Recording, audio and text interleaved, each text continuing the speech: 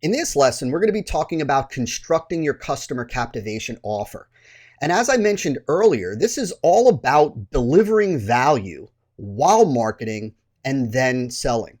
And so, as you heard me mention earlier, it's first and foremost about delivering value. Keep in mind that an individual is coming to your lead magnet offer page, they're entering their contact details for information, and then they're coming to the customer captivation offer page.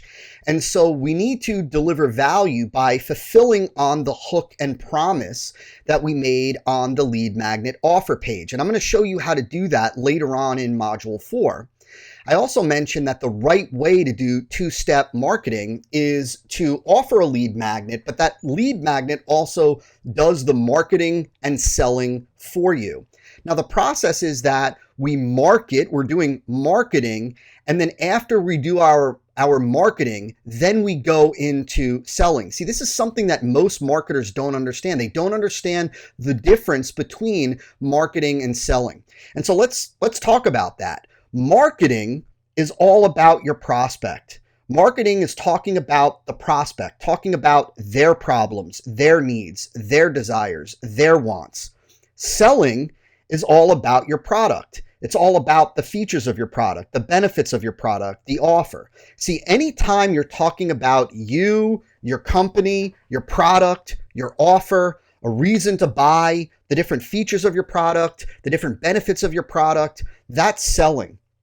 Marketing is when you're talking about the prospect and you're talking about the prospect's needs and desires and wants. You see, this is critical because, as Peter Drucker said, the job of marketing is to make selling superfluous. The job of marketing is to make it so that you don't need to sell. You basically get to offer your product or service. You get to offer your solution, and you've built enough desire, enough interest during the marketing. Right? Marketing is everything that you say before you introduce your product or service. It's everything that you say, everything that you do, everything that you present to the prospect, so that when it comes time to present your product or service or introduce them to your product or service, they're already sold on what it does and why they want it. That's the difference between marketing and selling. And the better your marketing is, the easier the selling process becomes. Again, marketing is everything that you say and everything that you do before you introduce the prospect to your product or service. And so when our marketing is good enough, the offer becomes very easy to present to the prospect. And so let's talk about the customer captivation presentation outline. Now, you're going to be presenting your customer captivation offer via a video sales letter, via a VSL. And the order of which you're going to present that information, that you're going to present the VSL, is as follows. And I'm not going to dive extremely deep into each one of these because we could literally put together a multi-hour course on VSL construction in and of itself. And there are a lot of great courses out there that teach how to construct a VSL, like John Benson's course, for example. But I want to go through each of these elements because I want you to understand the purpose and what's going on here. Again, keep in mind that on the customer captivation offer page, and we're going to cover the elements of that page, there is a video sales letter. And that video sales letter delivers the value as well as does the marketing and then does the selling by introducing your product or service. And so the VSL begins with your hook and promise, right? It's the hook and promise, keeping it congruent from the lead magnet offer page, right? Keeping it congruent. And this is the thing that is of most interest to your prospects, right? This is the thing that got them to enter their email address to request the free information. And so we start off by presenting your hook and then restating your promise. Now, after you do that, you want to very quickly present your credentials. In other words, why should they listen to you as it relates to this topic, as it relates to this hook and promise? After you present your credentials, and those credentials could be experience, those could be true credentials, they could be the fact that you were where the prospect is right now and now you're where they want to be. And so the point is just to credentialize why they should listen to you. The next step is to give them a reason why. And in this case, it's why is this information important? In other words, why is it that they should pay extremely close attention to what it is that you have to say in the rest of this video? And this is where you really restate the problem. In this portion of the VSL, you are restating the main problem that your prospects are having, the urgent problem that your solution is going to solve for them. And you are stating the problem, and then really what we could say is you are agitating the problem. So you're stating the problem, you're reminding them of the problem, you're showing them the connection of what they're about to hear in this video to the problem that they're having, and then you're agitating the problem. So going with the example that we've been using up to this point, the whole 56 or 54 years old and older and behind in your retirement savings. And so what we would want to do over here is say that, look, if you are 54 years or older and you are behind in your retirement, this is critical information because, and then we agitate the problem. In other words, we really show them what is going to happen to them in the future if they don't take action. What is it that most people, most prospects in their situation that don't take action, that aren't watching this video, for example, what is the outcome going to be, the negative outcome for them? So that's this section, reason why, right? It's the problem, and then we agitate the problem. Now, when you state a problem, you need to offer proof, and that's proof that this problem is legitimate. You know, it's one thing to present or agitate a problem for a prospect, especially when it comes to the agitation phase where you're showing them the negative outcome of not taking action, the negative outcome of their current situation, right? When you say that, you cannot just automatically expect that prospects are going to believe you, that they're going to just accept what it is that you're saying as fact. You need to present proof that this is the case, right? You need to demonstrate one or more proof elements. I'm going to tell you that just as a quick aside, that when it comes to marketing, proof is one of the most critical aspects of your message, because without proof backing up what it is that you're saying, all it is that you are doing is conveying claims. All it is that you're doing is making claims.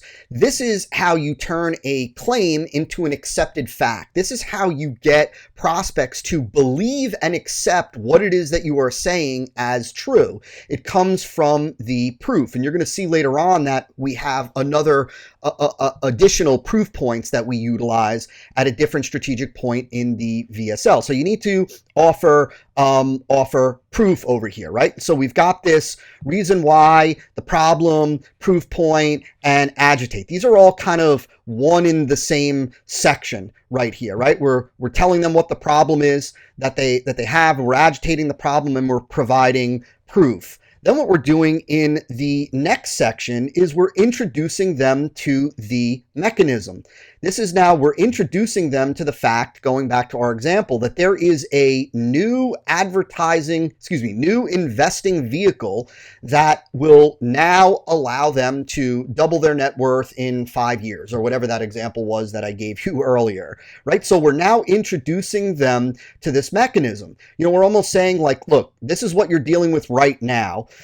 Here's the proof for it. This is what's going to happen to you if you don't take action today. Fortunately, there is, boom, a mechanism that gives them benefits, right? And then we show them the benefits, and we list out the benefits. We give them the benefits of this mechanism, right? And so here is where, at this point in the VSL, we're now showing them this is connected to the promise, right? Like when we said earlier, like, right, there's this new vehicle that there's this new investing vehicle that will allow you to double your net worth in 5 years. And what you're going to find in the rest of this video is a simple system that you can use right now to get started with this new investing vehicle so that in the next 60 months, you see your net worth double or more. Now, why should you listen to me when it comes to this? Boom. And then you go into the reason why, the problem, the proof, agitate or aggravate the problem, introduce your mechanism, and then you show the benefits of this mechanism. It's the benefits of this mechanism. In this case, the benefits, the mechanism, right, is the new investing vehicle. Continuing with our example, right? Then, of course, like I said, you need to provide proof. You can't just expect them to accept these benefits as fact. Remember, without proof, your statement of benefits simply become advertising claims, and that's it. So you need to have proof to back up what it is that you are saying. After you provide proof that this mechanism really delivers benefits, that's when you introduce your solution. This solution is your product or service.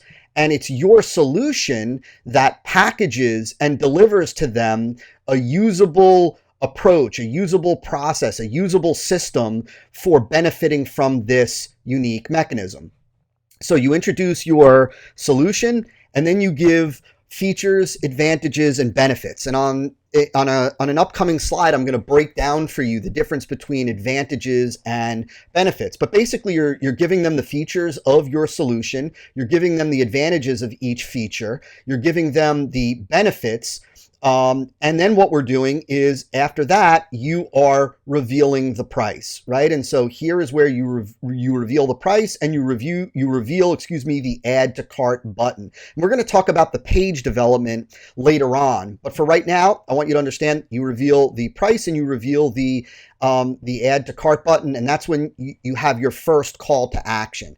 Call to action is really nothing more than, to grab XYZ product, go ahead and click the orange add to cart button below.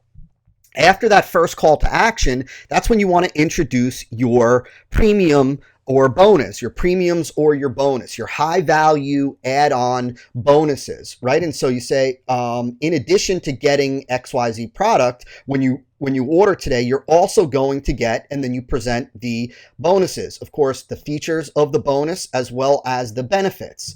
Then you give your risk reversal statement. This is where you present your money back guarantee, right? And in addition, as well, when you order today, you order completely risk-free because you get my XYZ guarantee. And we're going to cover guarantee language and whatnot later on. Then you give a second call to action. So go to grab grab XYZ product, the free bonuses, all backed by the money back guarantee. Go ahead and click the add to cart button below.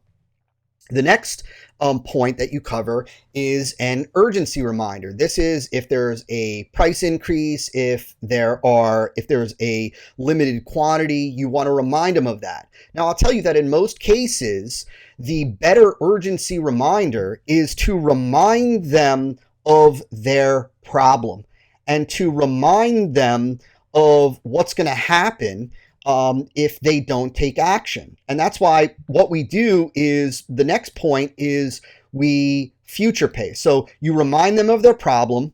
You remind them of what's going to happen, like the likelihood, like, look, the reality is that people who don't take action are not going to be able to retire, or they're not going to have enough money, or they're going to have to live an impoverished lifestyle or whatever it is.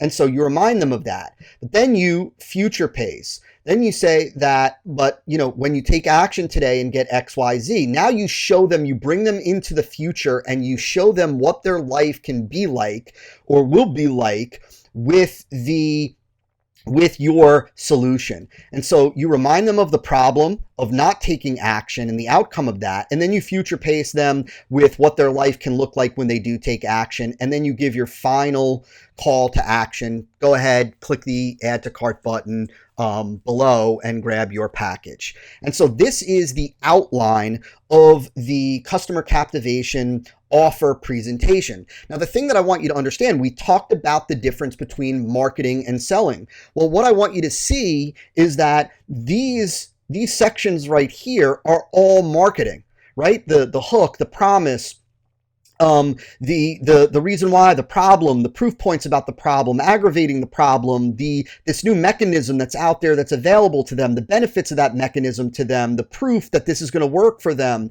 This is all marketing. This is all creating the desire for your mechanism, creating the desire to utilize your mechanism to escape from their problem. The rest is selling. And so the key is that we're not just jumping right to introducing your solution, right? Introducing them to your product or service. We're starting with marketing. And it is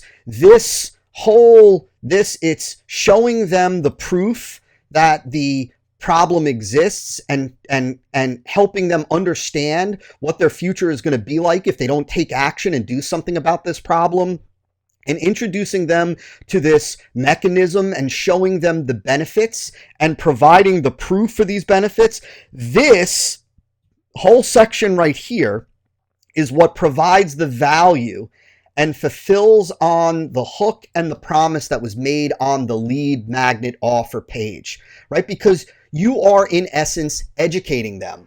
In the Marketing Funnel Automation Partnership Coaching Program, I teach a whole system called Education-Based Marketing, EBM content, how we're actually using content, the appearance of content, educational, valuable content, but it's that content that happens to further the sale. It's that content that leads prospects closer to wanting to buy your product or service. And that's what we're doing here on this page. In this whole sequence, right? The hook and the promise is what gets their attention. The presentation of your credentials tells them why they should listen to you. The reason why tells them why they need to pay attention to this information. The providing of proof shows them, demonstrates to them that what you're saying is true. The aggravation of the problem teaches them what's going to happen if they don't take action, right? The introducing of the mechanism is teaching them about an opportunity that they have now to relieve that problem. Showing them the benefits is teaching them about what they can experience with this mechanism, and then providing proof for them is teaching them that they should pay close attention to this, that this is true and that this is good. And then it's here where you're introducing them to your solution. This is where we begin the sales process. This is now basically you've taken this mechanism and you've put it into a package that you're now going to offer them. And so when you offer this package to them, now they are thankful when you've done this portion of the VSL correctly. Now, I talked about feature, advantage, and benefit. And so let's talk about what these are. Now, a feature, advantage, benefit statement explains the feature, explains what the feature does, and how it benefits the prospect. So, right, it's the feature explains, the FAB statement explains what the feature is, which is the feature is, features are facts, characteristics, aspects of your product or service, right? So you give and explain an element of your product. Then you give an advantage. Advantages are, again, what the features do, and then you give the benefit of that advantage, right? And benefits answer why a prospect should value the advantage. In other words, it connects the facts about your product to a solution for your client, for your prospect. And so let me give you an example of an FAB statement, right? This is kind of the template, if you will. Because it has the feature, you will be able to do advantage, and what that means for you is benefit. So here's this template taken into an example. Our sleeping bags have a 1-inch layer of insulation on them. This helps to retain body heat on cold nights. You'll be warm all night, which means that you'll get a great sleep and be well rested for a day of fun activities that you'll enjoy fully.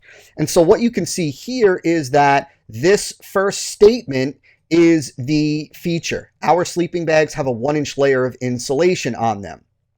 What does the feature do? Well, this is the advantage. It helps to retain body heat on cold nights so that you'll be warm, right? That is the advantage. What is the benefit? Which means that you'll get a great night's sleep and will be well rested for a day of fun activities that you'll enjoy, right? And so that is an example of an FAB statement. Now, let me give you some questions to help flesh out features, advantages, and benefits. First is, why might the feature that you are talking about be advantageous to the prospect? What does it mean for the prospect? What does it offer to the prospect? Why might the prospect like it? These are 4 questions that you can ask yourself when you're looking at the different features of your product or service to help flesh out the FAB statements.